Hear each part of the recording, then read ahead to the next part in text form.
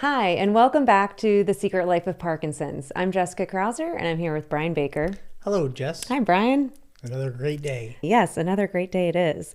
And today we have a special guest with us.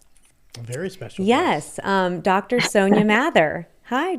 Hi, Sonia. How are you? Hi to both of you. Thank you for having me today. Thank you so much for coming on. I'm really excited for, well, two reasons. One, if you've seen previous episodes of our podcast, we brought up the book Shaky Hands, A Kid's Guide to Parkinson's, and that was written by Dr. Mathur and her three girls.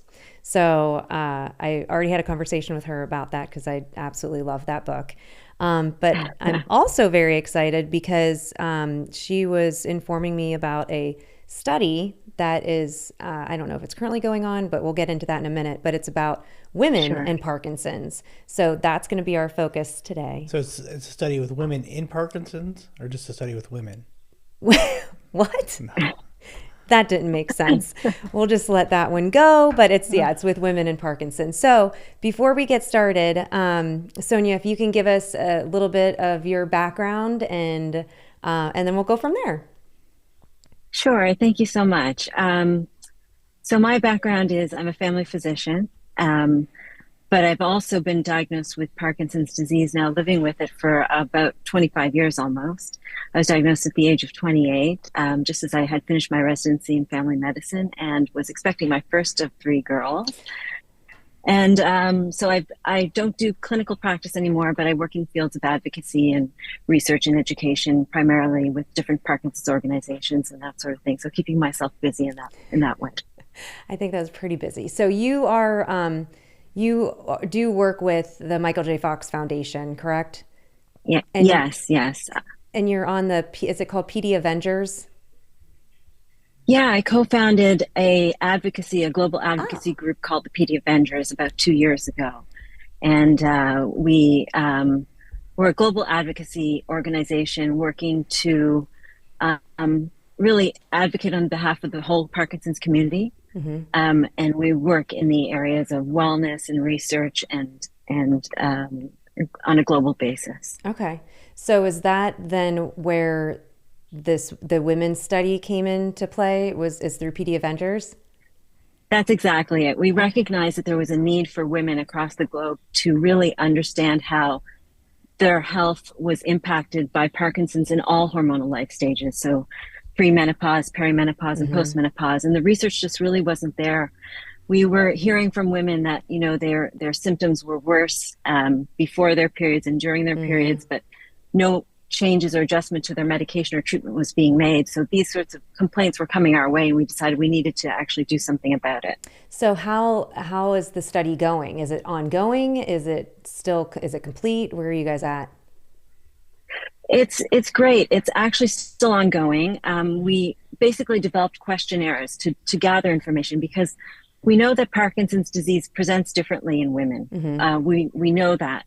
But when you do the literature search, there really isn't a lot of information out there.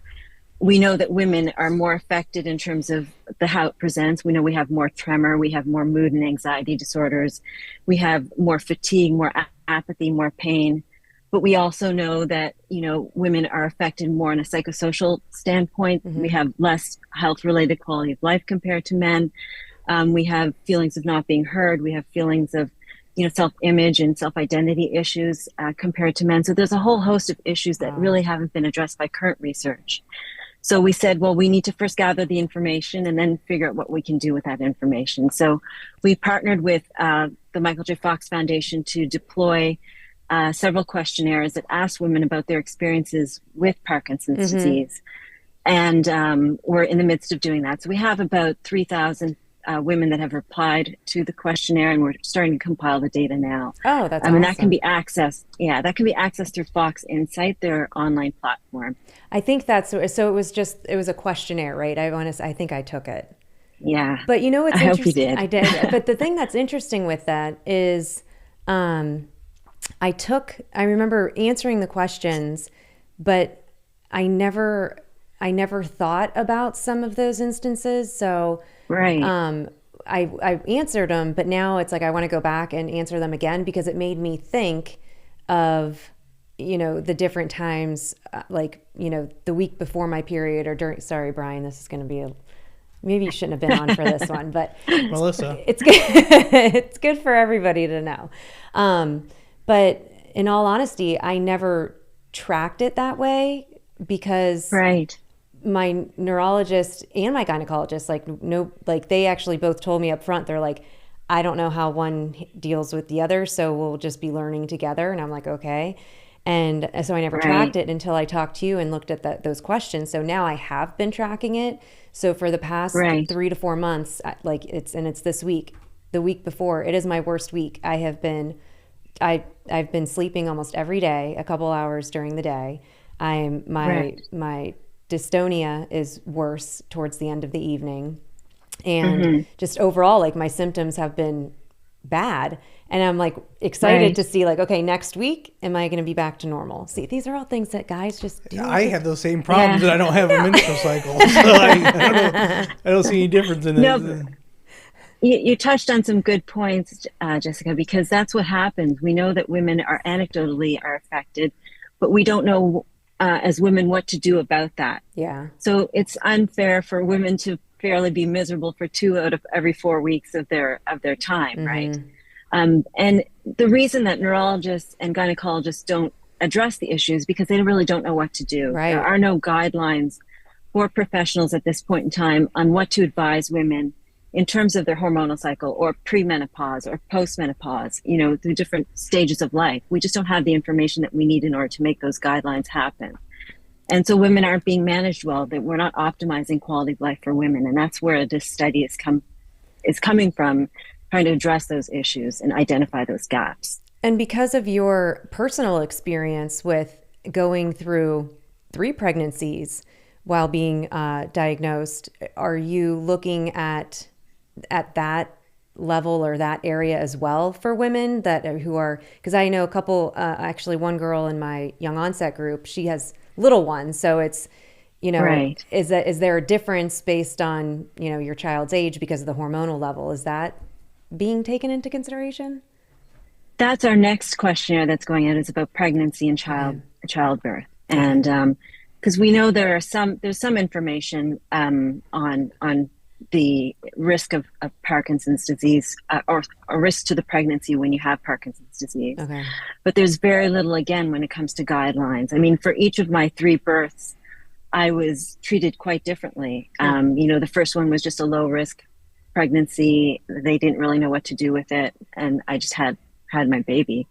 The second one, they weren't sure. They sent me to genetics. They had everyone in the room, anticipating this extraordinary birth. And the third one, they just went back to treating me like a low-risk pregnancy. So there really are guidelines, again, in terms of what to do with women that have PD and childbirth. So that's another area that we're looking at as well. So for women that have been diagnosed or that are newly diagnosed, what types of conversations could they or should they be having with their neurologist? Or even I want to inform my neurologist, this study, these studies are happening. Is there anything that we can provide them with?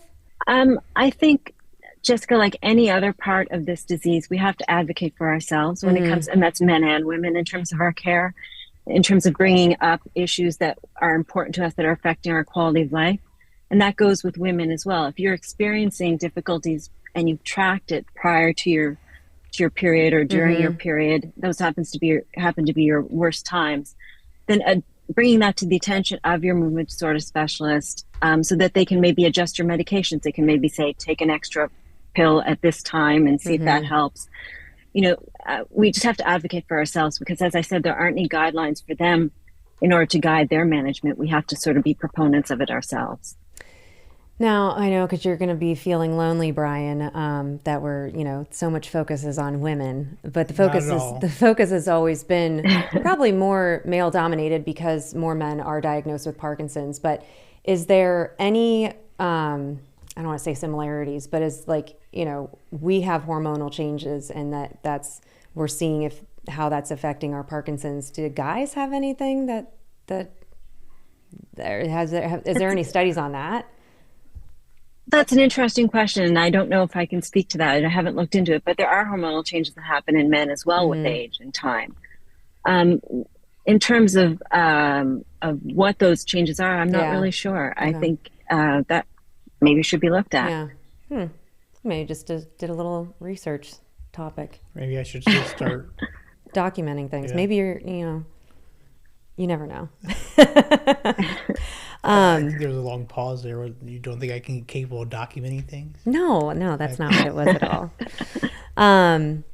So what else? What other things, like for PD Avengers? I know that this topic really stuck out to me. But what other things Right. is PD Avengers working on?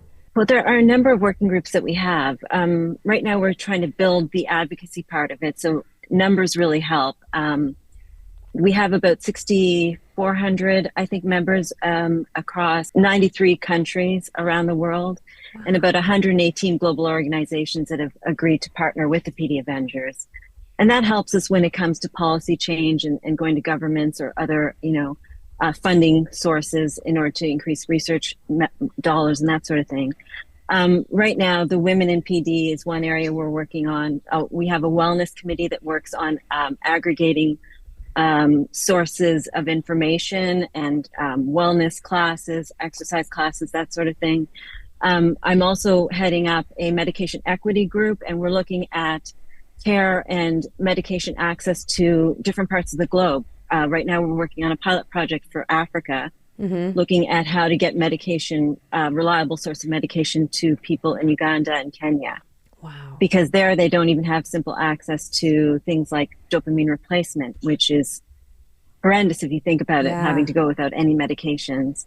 And the education piece is not there as well. A lot of people face a great deal of stigma when it comes to Parkinson's disease, depending on where in the world they live. So, example, in parts of Africa, it's considered a curse. And often people are shunned by their families and sort of thrown out of the village, sort of, so to speak. So they're really not accessing any amount of care. But, for example, in Uganda, there's one neurologist for the whole country. So that access to care piece, the medication equity piece is something we're looking at very strongly at the PD Avengers as well. Wow. You're busy. It's busy, but you sort of, when you learn these things, when you know better, you have to kind of do better. And that's something that we sort of live by. The other thing is we want to act globally, think globally, but act locally. So every community that has people with Parkinson's disease living in it, depending on where in the world you are, there are different issues that need to be addressed. Wow. I'm like shocked at like everything that you just said with all those numbers and the people. And like, again, we think about what we're dealing with, but imagine in other countries how they're dealing with things. Wow. Yeah, it's really eye-opening. I mean, I'm a firm believer this diagnosis really doesn't know any geographic boundaries, and neither should the care that we are able to receive depend on that. It's really a different way of looking at things, a different way of life when you're not in an area that's that has access to these resources that like you and I do. I guess. Right. Wow. Switching gears real quick, I do want to touch on your book, Shaky Hands, A Kid's Guide. But did you say that you have another book that you wrote as well? Or am I making that up? Yeah, no. This is the first book that I wrote. That was, I don't know if you can see it. Yeah. My Grandpa's Shaky Hands. And that was a book directed at preschoolers mainly. It was just a little storybook about a grandfather who has shaky hands and the way he interacts with his grandson. So it's just a quick little fun book. And the other book you're talking about is this one, Shaky Hands, A Kid's Guide to Parkinson's Disease. And that's the one I wrote with my 3 daughters. And that's the one that was basically based on the fact that I had these 3 kids who obviously were aware that something was wrong, but children fear what they don't know. So they often make stories in their mind that are worse than reality. Yeah. So we began to talk about it and discuss things. And I thought maybe this could serve as a resource for other families to begin the discussion about Parkinson's disease and what it is exactly, why it happens, what kids can do to help their loved one with Parkinson's disease that allows them to feel empowered and do like they're doing something about it. So that was the inspiration for it. And I think, at least from what I've seen, yes, it's good because, kids, they do, they'll make things up in their head, but so does everybody. If they don't ask the questions, like even adults. So that's why I've shared your book with everybody at our gym. And, anybody who's been newly diagnosed, like I actually ordered a whole bunch of your books and I give it out to them and I tell them, I'm like, I know it says a kid's guide, but trust me, like read through it. It is it brings it down to like, I'm not a doctor. You're not a doctor. You know what I mean? Like it brings it down to our level of understanding. Cause we're, especially I just met with somebody last week. She was new to our gym. She was just diagnosed. And I said something about, are you going to get on a dopamine agonist first or, are you doing carbidopa, levodopa? She's like, right. I don't know what you just said. She's like, I'm sure I'll know those words at some point. I'm like, that's right. You kind of forget in the beginning, like all these words of like bradykinesia, dystonia, all this stuff is being thrown at you and you don't know what to make of it. And that book just brought it down so that you're like, oh, I mean, because that's how I used it. I used it to explain to my 65-year-old mother, they don't have Parkinson's, they're not living with it, and they see me with it, and they're probably making up their own stories in their head. So sharing that type of information with them was easy for me to explain it because I can never always put words around or stories of like, how do you explain this to somebody, like what I'm feeling, and that book did it so well. So, I'm glad. Yeah. I'm glad it was helpful. I loved it. I absolutely loved it. Sorry, I've been taking up a lot of time. Brian, did you have I'm just taking it all in. I actually shared that book with my son, and he was a senior in high school. Oh, did you? Yeah. Oh. What did he think? It helped. I think it helped him understand a little bit. That's good. So. Oh, good. Yeah. And your girls are all grown now, aren't they?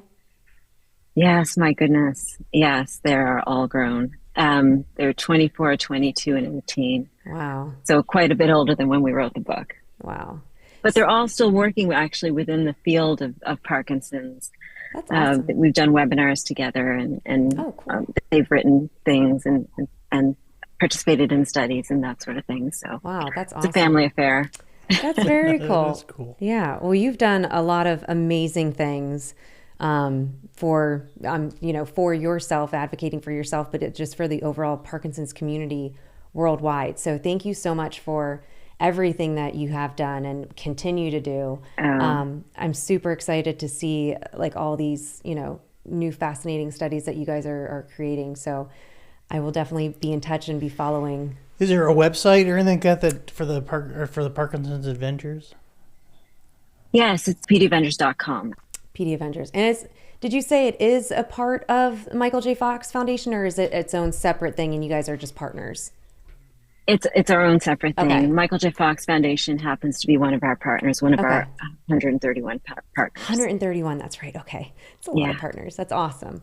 Well, congratulations. This is wonderful work. Like I said, I look forward to hearing and learning about what you guys learn. And hopefully we can then just be a voice to the rest of the movement disorder specialist community, other women with Parkinson's, and start spreading the learnings that you find. So looking forward to that. Thank you so much. Well, in our last 30 seconds, I will leave you with this. Whether you're male or female, Parkinson's, it does affect everybody differently. And we're constantly working, not we, I guess others in the community are constantly working to figure out how do we live our best lives? Whether it's through medication, exercise, various therapies, we're constantly learning. So keep your eyes open, your ears open, do your own research, be your own advocate, and we will see you next time. Thanks for tuning in.